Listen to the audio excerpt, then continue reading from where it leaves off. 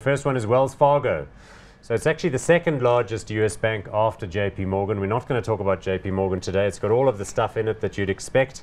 The market capitalization of this one is the largest that we're going to talk about today. It's $290.3 billion. So almost in the big 300 category.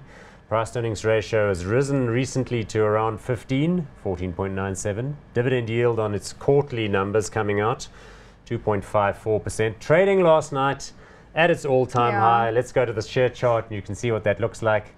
So it popped up and it traded briefly at 59.99. I think there we go, 52-week high showed on that chart. Yeah, no, that looks quite good. I mean, we can see there where banks were a little bit out of favor.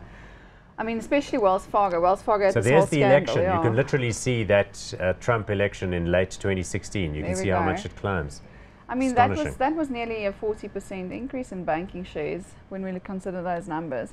But I think with Wells Fargo, the most interesting thing is that everyone probably read in the news is that they had this big scandal where they were accused of opening all these. So that scandal ran from like 2014, 2015. Yeah, so they just explain what happened there. Yes, so what they actually did is they went on and opened some bank accounts and credit card accounts. Employees of the bank illegally without the clients knowing, opened over 2 million banking accounts and credit cards for people. For perspective, they've got about 75 or 80 million customers. Yes. So like 2 million of them were getting bogus accounts opened in the background that they didn't know about. So in the scheme of things, you know, when you consider the numbers, it does sound smaller. And why were they doing that? It's because they had an incentive program where the guy on the desk would get paid if he opened accounts.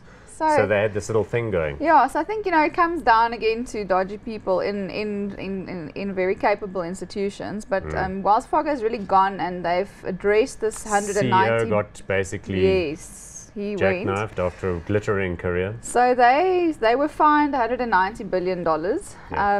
And they've actually said now that they're not going to pay any bonuses to their top 8 execs. They're cutting the share scheme by 50% this year, and they're actually saving around $32 million, which is it's substantial. So they're addressing it. They're saying very, very explicitly that they're not taking responsibility for what happened with the individuals that did this, but they want to fix the. But obviously, anyone who was involved with that has been dismissed. Once they found that people were gaming the incentive system, they basically all got fired. Exactly. If anyone had any involvement in that.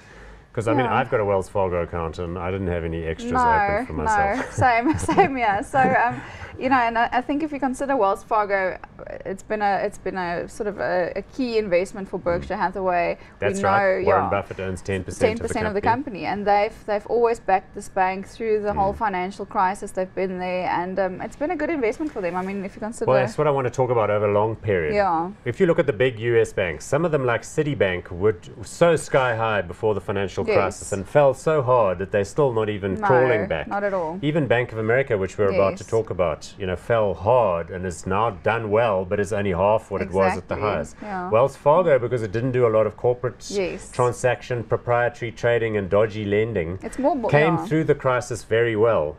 And really now is trading back at its all-time highs, and so even this recent blemish in a way has not detracted that much from the fact that they are a very reliable performer. I think this actually offered a very good sort of entry point for people who haven't owned them, but I think this is probably still a very good pick when it comes to banking shares. Yeah. Okay, good. So it's time to go hot or not.